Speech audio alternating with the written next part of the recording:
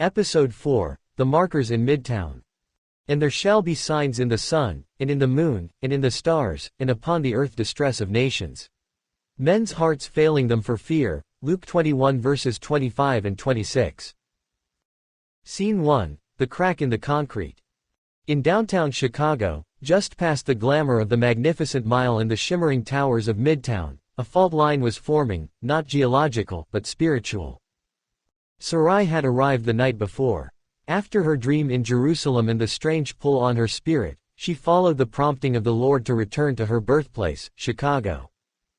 She stood on the median at State and Lake, the city buzzing around her, yet her spirit frozen. Her fingers touched the wax-sealed paper from the Jerusalem scroll, hidden in the pages of Mr. Harmon's journal, entrusted to Naomi's crew but glowing stronger now in her own hand. Suddenly, she heard it, a low hum, like metal groaning under pressure. A spiritual frequency. There's a line beneath this street, Sarai whispered. And markers, old ones, buried beneath buildings and stone. Scene 2, The Council of Three. That same morning, Sarai met with Elijah, Naomi, and Julian Morales in a quiet corner of Harold Washington Library. The presence of God was thick in the room.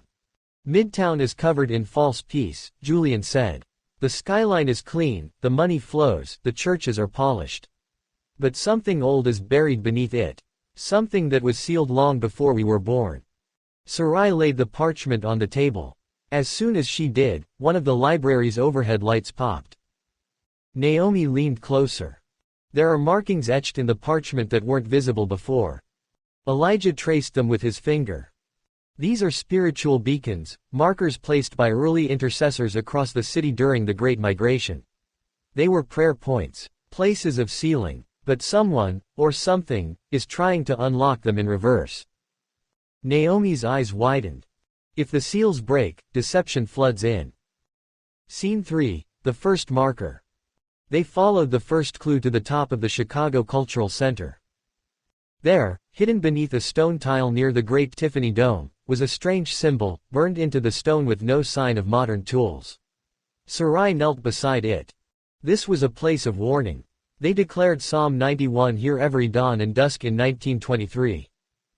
Elijah took out a flask of oil and anointed the spot. Lord, reseal what has been disturbed. Let every voice raised here glorify you. Suddenly, a burst of static hit Naomi's phone. She lifted it, and saw a figure reflected behind them in the dome's stained glass. It wore a priest's robe, but no face. Only smoke and gold. We're being watched, she whispered. One of the false heralds. A mouthpiece for the Shadow Kingdom. Scene 4, Fire beneath the city.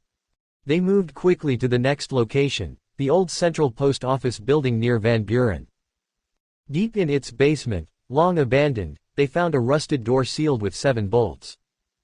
Sarai stepped forward. The wax parchment in her hand began to vibrate. There's fire behind that door, she said. Not literal, spiritual. A reservoir of words, curses spoken over the city by false prophets in every generation. Julian whispered, eyes closed. I hear voices echoing. They speak in the name of justice, but twist it into vengeance. They mimic freedom, but bind with rage. These are counterfeit altars, offering truth without the cross. They joined hands and prayed. Sarai declared, by the name of Yeshua the Messiah, we break every unauthorized word released in this place.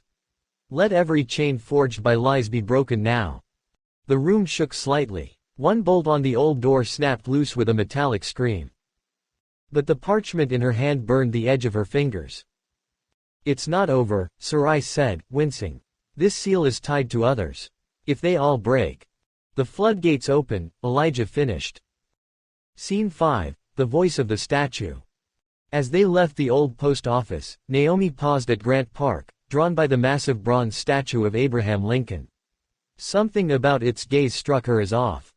She had another vision. In it, the statue wept tears of black oil.